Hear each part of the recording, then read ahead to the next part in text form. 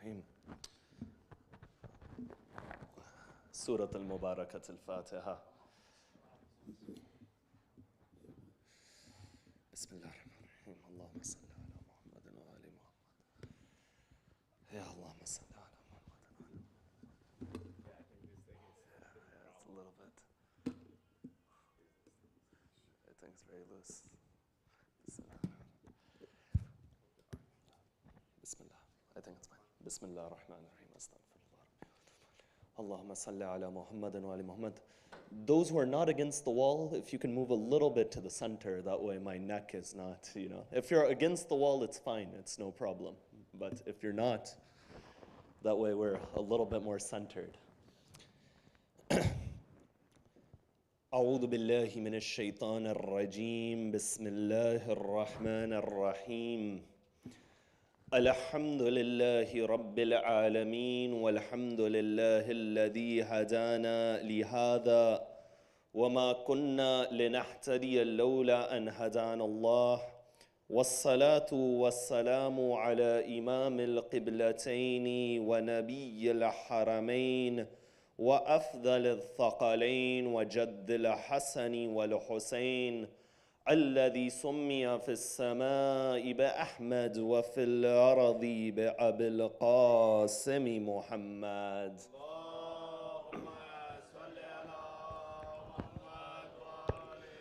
وعلى أهل بيته الطيبين الطاهرين المعصومين الصادقين والذين ذهب الله عنهم الرجس وطهرهم تطهيرا.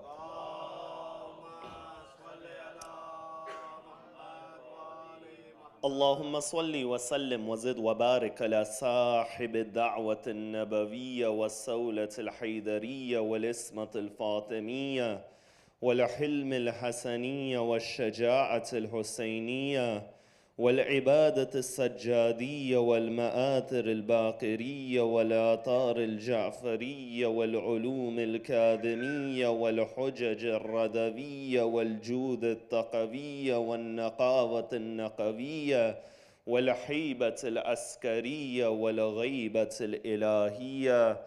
اللهم عجل فرجه وسهل مخرجه. أما بعد، فقد قال الله في كتابه الكريم: بسم الله الرحمن الرحيم. يا أيها الذين آمنوا اتقوا الله وابتغوا إليه الوسيلة وجاهدوا في سبيله لعلكم تفلحون. صدق الله العلي العظيم.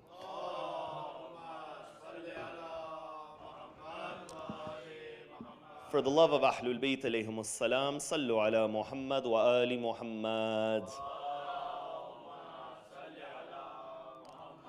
For the love of Fatima al-Zahra in particular, a second salawat ala Muhammad wa ali Muhammad.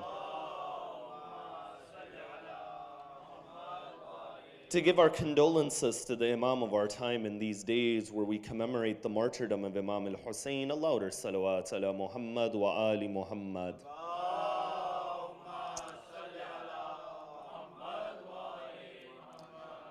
Amongst the most prevalent questions that we find in the realm of theology within the Muslim world is the question pertaining to whether we can place intermediaries before Allah.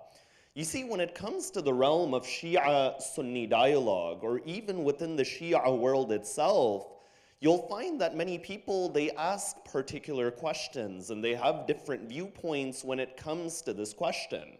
For example, in the Muslim world, you'll find that one group of Muslims will say that to place anyone besides Allah when you're making dua is certainly a bid'ah and an innovation, and it has no position within the religion of Islam. And this is highlighted by the fact that when you look in Islamic history and in the modern world, there have even been fatwa, religious verdicts of takfir, of disbelief passed upon those who place intermediaries before God. But on the other end, you'll find that there are other Muslims that will place intermediaries. For example, when you go to Iraq, one of the most visited shrines in Iraq, outside of the shrines of Ahlul Bayt alayhim as-salam, is the shrine of Abdul Qadir al-Gilani. Now, Abdul Qadir al-Gilani was not a Shia figure, but you'll find that there are many Muslims who are Sunni Muslims that will go to the shrine of Abdul Qadir, they will ask for their hajat, and they will ask for what they need at the shrine of Abdul Qadir. Now, over here, the question that we need to ask, and which we'll examine tonight, is placing intermediaries before God a sunnah which has been established in the Quran and the Hadith, or is this something which came much later, making it a bid'ah and an innovation? You see, the relevance of this topic and this discussion is that the moment many of our younger members of our community, they begin to go to school, they'll naturally interact with people who come from different backgrounds. Some of the people they may interact with may be Christians, for example, or they may be atheists, for example, or they very well may be Muslims who come from different sects of Islam and different backgrounds who may not have the same understanding. When all of these dialogues and interactions are happening, it's important that we understand what our position is, and we understand that, more importantly, what is the proof for our position. Because when you look in the Quran condemns one blindly following the footsteps of their forefathers. But the Quran is saying that if your forefathers are upon a deen, you must have evidence for that deen as well. And in regards to this question, you find that their objections come forth in many different forms. For example, many of them will say that the Quran says, Iyaka nasta'een. When we recite Surah Al-Fatiha and this word Iyaka precedes nasta'een, what this means is that, oh Allah, only you we are asking for help. So if on one hand we are saying that, oh Allah, only we are asking for help, then why is it a practice in our communities that we say, oh Allah, I ask through the right of Ali ibn Abi Talib, I ask through the right of Fatima Zahra? What is the evidence for that? Or no, they'll rephrase it in another manner. They'll say that when you look at the Quran in Surah Al-Zumar, it condemns the idolaters of Quraysh. That these people who lived in the time period of Rasulullah, they would worship idols. But at the end of the day, there's one ayat of the Quran that describes what their relationship to the idols was. And in that verse, they reply, the Quran is quoting them, they reply by saying, مَا نَعْبُدُهُمْ إِلَّا لِيُقَرِّبُونَ إِلَى اللَّهِ زُلْفَى. That we only worship these idols to bring us closer to Allah. So they'll say that your logic, when you say that your imams are an intermediary to bring you closer to Allah, your logic is the same logic as these individuals who would worship the idols. And that's why tonight when we discuss this topic, number one, we'll discuss it from the level of logic. From the second level, we'll discuss it from the ayat of the Quran. From the third level, we'll examine that what are the different forms of tawassul. And from the final level, we'll examine, did Rasulullah use tawassul in his lifetime or did he not use tawassul within his lifetime? And based upon these four levels, we'll come to a conclusion and an understanding. Now, when it comes to this discussion, as I mentioned last night as well, there are many tenets in theology that rationale and logic plays a role in understanding them. If I said to you, prove to me the existence of Allah, you cannot just say that this ayat of the Quran says Allah exists, thus Allah exists. No, rationally, we need to use logic to come to the existence of Allah, and then the Quran is authority, Rasulullah is authority, the Imams have authority. But over here, the question is that can we use logic to establish the concept of tawassul and placing intermediaries before Allah? You know, when we examine the natural universe, Allah works via cause and effect within this natural universe. For example, if there is going to be a fire, there needs to be conditions for that fire to burn something, that there needs to be an initiator. There needs to be a muqtadi, that a fire doesn't just magically appear. There is a cause which brings that fire about, And then there are conditions for it to burn something. If there's a fire in the middle of this room, this fire is not going to burn your clothing unless your clothes come close to that fire. What this demonstrates is that Allah within this world works via cause and effect. He works via intermediaries. For example, in the morning time when you eat your breakfast, your cereal, whether it's Fruit Loops or whatever different type of cereal you eat, it doesn't just magically appear upon your table. There is a process. You find that you go to the grocery store to purchase that cereal. That cereal is sent to the grocery store from a factory. That factory, it produces it via ingredients. Those ingredients, they come from a farm or a storehouse. Out of the ground, that ingredients, it comes. In other words, when it comes to this world, Allah is using tawassul for us to carry out these different actions. At the end of the day, we say Allah is Khaliq, Allah is the creator, Allah creates all of mankind. But is it the case that human beings are magically popping up in this world? No, there are conditions. There are conditions such as man and woman come together. There are other conditions for a human being. And in this regard, the Quran, it demonstrates that there are two realms of Allah. It says, Ala lahul khalqu wal amr. Number one, there is the realm of Allah's command. And number two, there is the realm of creation. When it comes to the realm of Allah's command, as we read in Surah Yasin, the 36th chapter of the Quran, إِنَّمَا أَمْرُهُ إِذَا أَرَادَ شَيْئًا أَن يَقُولَ لَهُ كُن فَيَكُونَ. When Allah intends something, He says to it, be, and it becomes. Now Allah is not literally saying the word be, but be symbolizes creation. But the point is, when it comes to the command of Allah, there is no intermediary that for Allah's command to come about, there are steps for it to come about. That's why when it comes to the ruh and the soul of a human being, we say that the soul of a human being was created in one go. There was no intermediary for Allah to create the soul. That's why the verse in Surah Al-Kahf, the 18th chapter of the Quran, it says, وَيَسْأَلُونَكَ عَنِ الرُّوحِ, that, O Prophet, they ask you about the spirit, they ask you about the ruh, وَقُلِ الرُّوحِ مِنْ أَمْرِ رَبِّي. Say that the soul is from the realm of Allah's command. But the body does not go through the same steps. The soul is created kun fayakun, in one go it is created. But our human body is created via steps.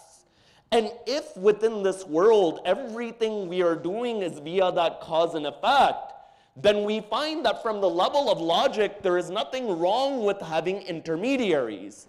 You know, even when you look in the Quran, there's an ayat of the Quran that says, Nabi Ibrahim alayhi salam, he says, وَإِذَا مَرِضْتُ فَهُوَ يَشْفِينِي. Nabi Ibrahim is saying that when I am sick, Allah is the one who cures me. Now, when Allah cures an individual, if God forbid somebody has cancer or some other disease, is it magically the case that one day you wake up and the disease is gone? No, Allah has created means for you to be cured. There is medicine, for example. There is dua, for example. There is giving sadaqah, for example. That Rasulullah says, Inna sadaqah tadfa'ul bala, that sadaqah keeps hardships away. Is there anyone in the Muslim world who says that taking medicine is a bid'ah in innovation? At the end of the day, medicine is something which is other than Allah. And at the second level, you find that from the perspective of logic, you know, one way that they'll present this discussion is that they'll say that Allah is closer to us than any other reality, which is true without a doubt. Allah says, وَنَحْنُ أَقْرَبُ إِلَيْهِ مِنْ حَبْلِ الْوَرِيدِ, that we are closer than the jugular vein. They'll pose the question and they'll say that if Allah is closer than the jugular vein, there is nothing closer than Allah, then why do you have to go to Rasulullah and your imams? At the end of the day, Allah is closer than the imams of Ahlul Bayt towards you. You know what mistake this question has? The mistake in this question is a kind of counterintuitive mistake. And that mistake is that they assume that Allah being close to us is the same as us being close to Allah. You know, if I say to you that you are sitting 5 feet from me, naturally, if you are 5 feet from me, then I am 5 feet from you. The distance is the same. But over here, when you look at the ayat and the verses of the Quran don't say you are close to Allah. They say that Allah is close to you.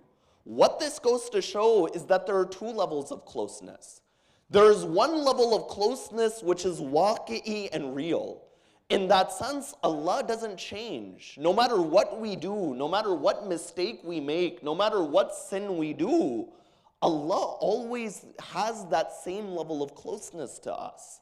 But then there is a second level of closeness which changes based upon our actions, because we are not cognizant of Allah, because we are not acting righteously. In that manner, we have become distanced from Allah. Allah has not become distanced from us. And in that regard, when this happens, Allah has given us intermediaries, O human being. We realize that your spirituality, it fluctuates. There's times in your life you're on top of your prayer, you're on top of your fasting, you give sadaqah. But then there are times in your life where it is harder for you to do that. You don't feel as spiritually inclined. When these situations happen, Allah says, O human being, there are intermediaries, and via those intermediaries, that spiritual process is boosted, it is facilitated. It is like that turbo in a car that makes you go faster towards Allah. And the Quran demonstrates that there are several different forms of intermediaries. For example, there is one ayat of the Quran which gives a command. It is in the command form. And it says, وَاتَّخِذُوا مِن مَقَامِ إِبْرَاهِيمَ مُصَلًّى. That, O human beings, take that maqam when you go to Hajj in Mecca, that maqam where the Prophet Ibrahim would stand, take that spot as a place where you will pray. I say at the end of the day, the entire world belongs to Allah. Whether I'm praying in my home, I'm praying at the Kaaba, I'm praying at Jaffari Center, I'm praying at a masjid. At the end of the day, all of this land belongs to Allah. But what Allah is showing is that within this verse, there are certain places that your spirituality is heightened in those places. I mean, many of you, when you have gone to ziyarat, you have gone to Hajj, you've gone to Umrah, you felt that you were in a higher spiritual state than when you were within your home.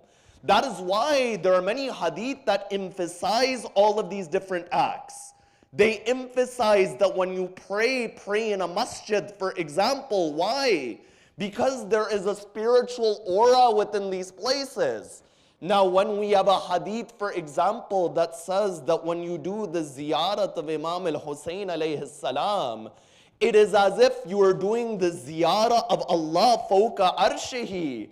This is not something which is contradicting the Quran.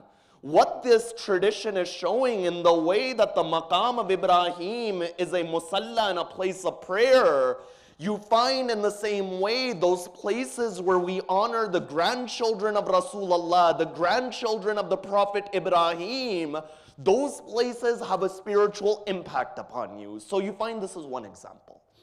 Another example from the Quran is that it says, Inna anzalnahu fi laylatil qadr. Now many of you may say, oh Sayid, that, how is this verse of Surah Al-Qadr an example of tawassul? I say at the end of the day, all of time belongs to Allah. For you and I, different moments have different realities for us, but God is outside of that realm of time. Everything is the same for Allah. But what this ayat is showing you is that there are certain times of the year, there are certain times within your life that Allah is facilitating that path to closeness towards Him. And in the way that the place of prayer of the Nabi Ibrahim was a wasila in terms of place, you find that the night of Qadr is a wasila in terms of time. That each of us have felt that there are certain times in our life where we feel more spiritual. And there are certain times in our life where that spirituality has taken a step back. The Quran is showing that there are certain time periods, O human beings, that you capture those time periods. Those time periods are a wasila. They are a golden opportunity which has been given to you by God. In that regard, if we have a tradition that says that the one who does the ziyarah of Imam al-Hussein on the 15th of Sha'ban, it's as if he has shaken the hands of 124,000 anbiya. You find what this hadith is showing is that the ziyarah of the Imam on that day of the 15th of Sha'ban is an intermediary in terms of time. So you find this is a second example. The third example that I'll give is from Surah Al-Baqarah.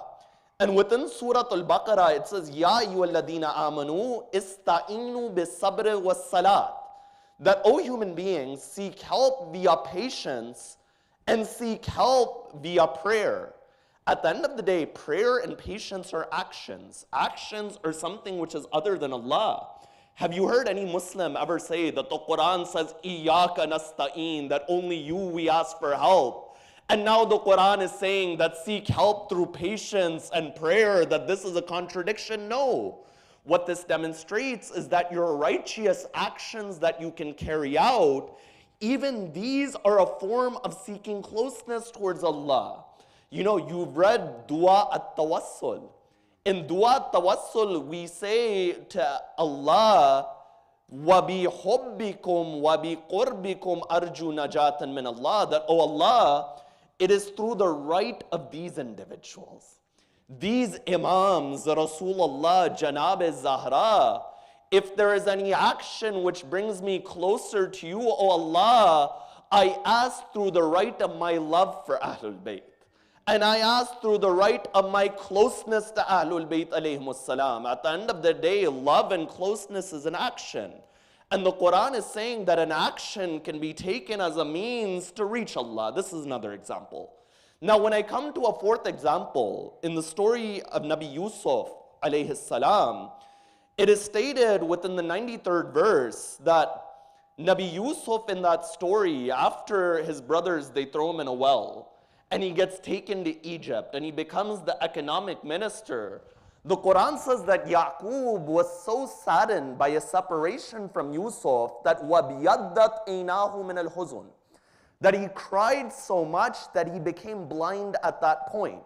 So as the story it goes, eventually the brothers of Yusuf, they meet Yusuf, they recognize him, and they tell Yusuf that our father has become blind from crying so much. Over here, Yusuf does something interesting. He doesn't say that tell our father that go and make dua to Allah and only ask from Allah. But what Nabi Yusuf alayhi salam does, he says in chapter 12 verse 93, اِذْهَبُوا بِقَمِيسِ هَذَا وَأَلْقُوهُ عَلَى وَجْهِ أَبِي يَأْتِي بَصِيرًا, that take this shirt of mine and place it upon the face of my father. When you place my shirt on the face of my father, the vision of my father will come back. What this goes to show is that there are certain objects which have a spirituality associated with them that they are able to give shafa. So if we have hadith about that clay from Karbala, that khak from Karbala, you find that this is not something which is out of line from the Quran. Now, as we look through the Quran, I can give many different examples from the Quran.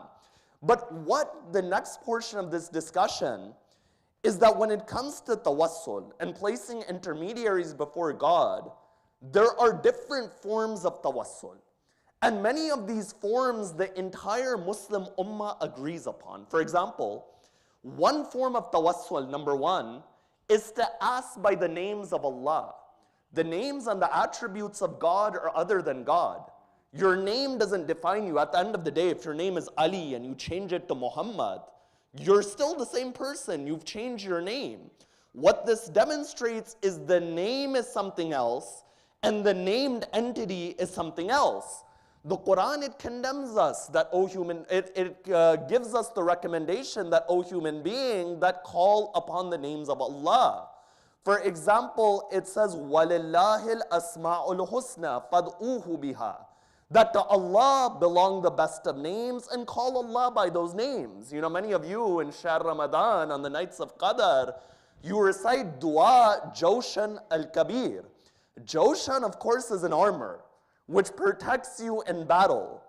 And that armor which the Imams gave us in this dua is a dua which is filled with the names of Allah. Allahumma inni asaluka ya Allahu, ya Rahmanu, ya Muqimu, ya Karimu. And in that way, you find that there are many names of Allah. You know, in this regard, even within non-Shias, it is very recommended that you call upon the names of Allah. In Bukhari, there's a tradition that an individual by the name of Abdullah ibn Burayda, he says that my father learned a dua from Rasulullah, and that dua Rasulullah taught to his father was that he said, Allahumma inni asaluka, ya Allahu, ya Rahmanu, ya Rahimu. And the dua, it continues by having the names of Allah. So in this regard, this first form of tawassul, which is to call by Allah's names, the entire Muslim ummah agrees upon it. There is nobody in the Muslim ummah that says that this form of tawassul is a bid'ah, it is an innovation, you are not allowed to do this. This is one example. Now the second form of tawassul is to ask Allah by a righteous action. And I gave you an example of this, but I'll give you another example. You know, the Quran, it says that وَإِذْ يَرْفَعُ إِبْرَاهِيمَ الْقَوَائِدَ مِنَ الْبَيْتِ وَإِسْمَاعِيلَ. That after Nabi Ibrahim and his son Ismail, they set the foundation of the Kaaba, at that point, they turned to Allah in dua. They said, Rabbana taqabbal minna innaka anta samiul alim, and make us Muslims and all of that. The Quran is showing that the Prophet Ibrahim picked a very specific time. That specific time is when he carried out the action of laying the foundation of the Kaaba. In other words, it's showing us a lesson that every time we do a righteous action, after that we turn to Allah in dua. You know, in our majalis, it's often a tradition that after we have recited the majlis and we've listened to the masayib of Imam al-Hussein, what does the speaker do? He asks Allah for dua and we make dua. What is the philosophy behind this? You know, the Quran, it speaks of a concept. And that concept is the softness of the hearts. You know, for example, there's an ayat of the Quran that says there's a group of individuals that their hearts are like rocks, but even harder. Or for example, we'll have certain hadith that say that ma qasat al-qulub illa li kathrat ad-dunub. That because of a person who sins a lot, his heart becomes hardened. Now, what does it mean for your heart to become hardened? You know, in the language of the Quran, the heart is the center of understanding. The heart is the center of ma'rifah. When the heart becomes hardened, you find that the heart is able to accept less. You know, I'll give you an example that many children, they'll play with Play-Doh. You know, Play-Doh, if you place it in the container, what happens? It remains soft. When that Play-Doh is soft, you can turn it into whatever you want. It is able to accept many different forms. But if you leave that Play-Doh outside of the box, you find that overnight it'll become hardened. When that Play-Doh becomes hardened, are you able to shape it? You're not able to shape it. In the same way, when our heart becomes hardened, it is not able to be shaped by the divine ma'rifah and the understanding that God is giving. That's why when there is an action such as the masayib of Imam al-Hussein alayhi salam, which softens the heart, that is that moment you turn to Allah in dua. And you find you are able to accept more of the mercy of Allah. Now that doesn't mean that Allah's mercy is limited. Allah's mercy is overflowing everywhere. But our capacity becomes limited. Because of our own sins, we limit our capacity. That's why Imam Ali alayhi salam in Dua al-Kumail says, Allahumma gfir li ad-dunub allati. Oh Allah, forgive those sins that veil my dua, for example, tahbasu dua. And veil those sins that, for example, cut off my hope. What this is showing is that these sins are limiting our capacity. They're not limiting what God is giving. So you find this is another form of tawassul. The first form I mentioned was by the names of Allah. The second form I mentioned is by a righteous action. The third form of tawassul that we see within the hadith is that we ask by the Quran itself. You know, there's a tradition by an individual by the name of Imran ibn al-Husayn in Sahih al-Bukhari, and it's quoted that Rasulullah said that وَصَلُ اللَّهَ تَبَارَكَ وَتَعَالَى بِهَذَا الْقُرْآنِ قَبْلَ أَنْ يَجِيَ قَوْمًا يَسْأَلُونَ بِهِ النَّاسِ. That ask Allah by the right of the Quran before a group of individuals comes that asks the people through the Quran. In other words, they're not asking Allah, they're placing the Quran in front of others and they're begging from the people. What this hadith is showing is that it is allowed for one to say, oh Allah, I asked through the right of the Quran, and every single Muslim accepts this. I mean, on the night of Qadr, what do? On the night of Qadr, we place the Quran before us. We place the Quran over our head, and we say, oh Allah, we ask through the right of this Quran, وَفِيهِ إِسْمُكَ الْأَكْبَرُ وَأَسْمَاؤُكَ الْحُسْنَى, this Quran which contains your names, and in that way we are asking. So we find these three forms. Asking by the names of Allah, asking by a righteous action, asking by the Quran, the entire Muslim Ummah agrees upon. The fourth form which the entire Muslim Ummah agrees upon is to ask another believer to make dua for you.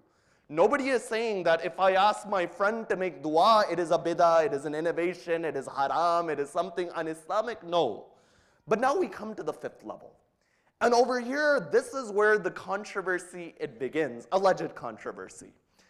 The fifth level is that can we go to Rasulullah and can we go to the Imams and we can say that, oh Rasulullah, make dua for me. Oh Imam Ali alayhi salam, make dua for me after they passed away. You know, every Muslim says, as long as Rasulullah is hayy and alive, as long as Rasulullah is hadir and in front of you, and as long as Rasulullah is qadir and able to help you, there's no problem. But the question is after they have passed away. And do we have any examples from the hadith and the Quran that one can go to the Prophet? And over here there are several pieces of evidence. The first piece of evidence is the Quran in chapter 4, Surah An-Nisa, verse 64. It says to the believers, وَلَوْ أَنَّهُمْ إِذْ ظَلَمُوا أَنفُسَهُمْ جَاءُوكَ فَاسْتَغْفَرُوا اللَّهَ وَاسْتَغْفَرُوا اللَّهُمُ الرَّسُولَ لَوَجَدُوا اللَّهَ تَوَّابًا رَحِيمًا. You know what's saying in this ayat? It is saying that, O believers, when you have wronged yourself, if you went to Rasulullah and you asked Allah for istighfar, and then you asked the Prophet to ask Allah for forgiveness, only then you'll find Allah to be merciful. In this ayat, the strange fact is that it is saying you already asked Allah for forgiveness. But it is saying, oh believers, go to Rasulullah. And this ayat is not placing a condition that it is only when the Prophet is alive. It is giving unrestricted. If we say it is only for when Rasulullah is alive, then the Quran doesn't apply to you and I. Why doesn't it apply to you and I? We didn't live in the time of Rasulullah. How are we going to act on this ayat if it is saying go to Rasulullah and ask Rasulullah to make istighfar for you? That would mean that it only applies in the time of Rasulullah, and that is problematic. Number two, the second question that we need to ask is there a connection between this world and those who have passed away? You know, Muslims, they recognize that there are many hadith that say go to the graveyard. When you go to the graveyard and you ask for forgiveness for your marhumeen, they recognize you when they go. They're happy when you go. But even the Quran shows that those who have passed away are aware of this world. For example, there's the famous ayat in Surah Al-Imran, the 3rd chapter of the Quran. It says, وَلَا تَحْسَبَنَّ الَّذِينَ قُتِلُوا فِي سَبِيلِ اللَّهِ أَمْوَاتًا بَلْ أَحْيَاءٌ عِنْدَ رَبِّهِمْ يُرْزَقُونَ. That do not suppose those who are killed in the way of Allah are dead, but rather they are alive, receiving sustenance from Allah. Now many speakers, they say this ayat over here in and of itself, it proves tawassul. And they stop over here, but the ayat doesn't stop over here. This part necessarily doesn't prove tawassul. It proves that Allah rewards those individuals in the hereafter. But the next part of it says that farihina bima atahumullahu min fadlih. These individuals were killed in the way of Allah. They rejoice at the blessings that Allah has given them. Very well. But then it says, وَيَسْتَبْشِرُونَ بِالَّذِينَ لَمْ يَلْحَقُوا بِهِمْ بِالْإِيمَانِ مِنْ خَلْفِهِمْ. That it says that they rejoice at those who have Iman after them. In other words, they are able to recognize those who have Iman within this world, and they are happy for their success. So in that regard, you find at one level, they have a connection with this world. But at the second level, there is a hadith in Sahih Muslim that one day, Abdullah ibn Umar is going with Rasulullah. And as he's going with Rasulullah, they're going past that graveyard where many of the people at Badr were buried on the battlefield. And Rasulullah is speaking to those individuals. So Abdullah ibn Umar says that these individuals have passed away. You know what Rasulullah says? Rasulullah says they are able to hear more than you. In other words, within this world, we're negligent, we're busy with our lives. But the moment a person passes away, the veils are removed. We don't have our 9-to-5 job to worry about. We're cognizant of everything. And in that regard, they hear more than you. But the final question that I want to ask before I come towards musibah, is there an example where Rasulullah used tawassul? And why is this important? Why this is important is because Rasulullah is the greatest of God's creation. And Rasulullah is the closest of Allah's creation. Meaning anyone who we would use as a form of tawassul is lower than Rasulullah. We within the school of Ahlul Bayt, the Imams have a great maqam, but we do not say the Imams are as great as Rasulullah, for example. We say that Imam Ali alayhi salam is the mirror of the qualities of Rasulullah. And that is the azma and the greatness of the Imam. On the day of Mubahala, when the Christians of Najran, they came to Rasulullah and they wanted to argue about the divinity of Isa, the Quran says, O Prophet, to say to them that inna matala Isa indallah ka matali Adam. That the example of Isa is the example of Adam. Adam was created without a father, without a mother. He was created from clay in the same way Isa was created. After that, they engage in a mubahala. That they say, we will bring a group of people, you bring a group of people, and we will ask God to curse those who are wrong. The Quran, it says, فَقُلْ تَعَالَوْ نَدْعُوا أَبْنَاءَنَا وَأَبْنَاءَكُمْ وَنِسَاءَنَا وَنِسَاءَكُمْ وَأَنفُسَنَا وَأَنفُسَكُمْ. That, O Rasulullah, say to them that call your men, will bring our men. Call your women, will bring our women. Call yourself, we will bring ourselves. When Rasulullah comes on the day of Mubahala, you find that in his arm is Imam al-Hussein. In one hand is Imam al-Hassan. Behind him is Fatima al-Zahra. Behind her is Ali ibn Abi Talib. I say when Rasulullah makes a dua, the dua of Rasulullah is accepted. That, Ayatollah Abul Hasan al-Isfahani would say, Ma al-Kalimu wa ma al-Asa wa ma al-Hajaru fi sababatihi shukka al-Qamaru. He says that what is Musa and the staff of Musa and the stone of Musa, that Musa would hit the ground and water would come from the rock. Rasulullah is the one, he pointed to the moon and the moon had split in half as the Quran it says. So Rasulullah does not need anyone to have his du'as accepted. But on the day of Mubahala, Rasulullah turns to his Ahlul Bayt. And when he turns to his Ahlul Bayt, he says, Ida da'otu fa'amminu. When I make dua, you say Ameen. Rasulullah doesn't need anyone to say Ameen to his duas. But the fact that the seerah of the Prophet says that he turned towards Ahlul Bayt and he said, when I make dua, you say Ameen, this proves the fact that Rasulullah is showing his ummah that I, Muhammad, who need no wasila. If I am using a wasila, then it is my Ahlul Bayt.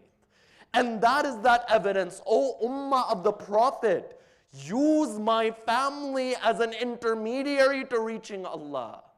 You see, one thing which using the Ahlul Bayt as a wasila it does, is that it builds an emotional connection with Ahlul Bayt alayhimus salam.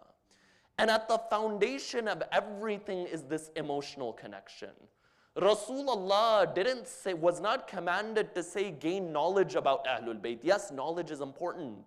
But the ayat says, قُلْ لَا أَسْأَلُكُمْ عَلَيْهِ أَجْرًا إِلَّا الْمَوَدَّةَ فِي الْقُرْبَى. It says, say, O Prophet, I ask for nothing except love. So at the core of everything is that love for Allah, love for Rasulullah, love for Ahlul Bayt. But despite asking for love for his progeny, what did the Ummah do with the Ahlul Bayt of the Prophet? That Amir al-Mu'mineen is struck upon his head with the sword. Janab-e-Zahra, a burning door is pushed on Janab-e-Zahra. Imam al-Hassan is poisoned within his home. Imam al-Hussein alayhi salam lays on the plains of Karbala for 3 days. But without a doubt, one of the most difficult moments in the history of Ahlul Bayt, which I mentioned yesterday, is that moment when the caravan of Ahlul Bayt went to Sham and they went to Damascus. You know, after the martyrdom of Bibi Sakina, after that time that they spent in prison, a point it comes where Ahlul Bayt are freed by Yazid because he didn't have any other choice. When he's freed by Yazid, Imam Zainul Abidin says, "Oh Yazid, the first thing that you'll do is that you'll return the heads of the shuhada." That when the heads of the martyrs would come one by one, Layla would take the head of Ali Akbar, and Farwa would take the head of Qasim, and you find Kulthum would take the head of Abbas. Then the head of a 6-month infant would come out. The moment the head of Ali Asghar comes out, Rabab looks to the head of Ali Asghar and she says, Amitluka tunhar, that, O Ali Asghar, do they slaughter children like you, O Ali Asghar? That in our tradition we slaughter animals, we don't slaughter children. But then after that, the head of Imam al-Hussein would come. The moment the head of Imam al-Hussein it comes, all of the women, they say, Wa Husayna, Wa Ghariba, Wa Madluma. After that, Imam Zainul Abidin says, all of those items that you took from us, return all of those items. You find that the flag of Aba Fadl Abbas would come, that Zainab would say, Wa Abbasa. You find after that 2 earrings would come. When those earrings they came, all of the women would look towards the Rabab. That girl who would wear the earrings wasn't with them anymore. After that, 1 ring would come. You know what ring that was? On the day of Ashura, as the body of Imam al-Hussein laid on the plains of Karbala, everyone would loot the body of Imam al-Hussein. Somebody would take the shirt of Imam al-Hussein. Somebody would take the turban of Imam al-Hussein. But one man, he says, that I saw on the hand of Hussein was a ring. When I tried to pull that ring, it wouldn't come off. So at that moment, I took my sword.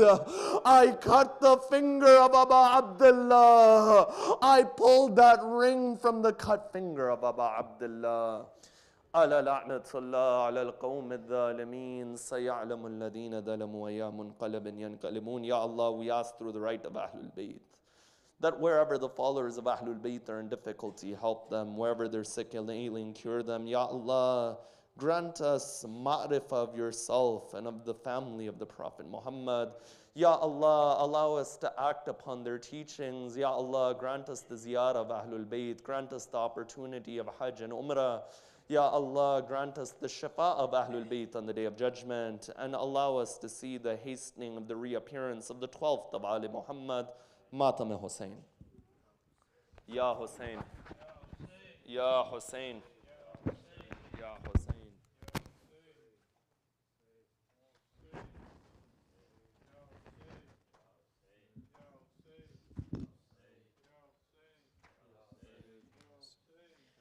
Karwaan Karwaan Karwaan Karwaan Yathrib से सूए Karbala एक कारवां रुखसत हुआ sir पे अलम साया फिगन गाजी की आती है सदा पहला सफ़र ज़ैनब का है सुनसान कर दो रास्ता कारवां कारवां अब्बास मीरे कारवां कारवां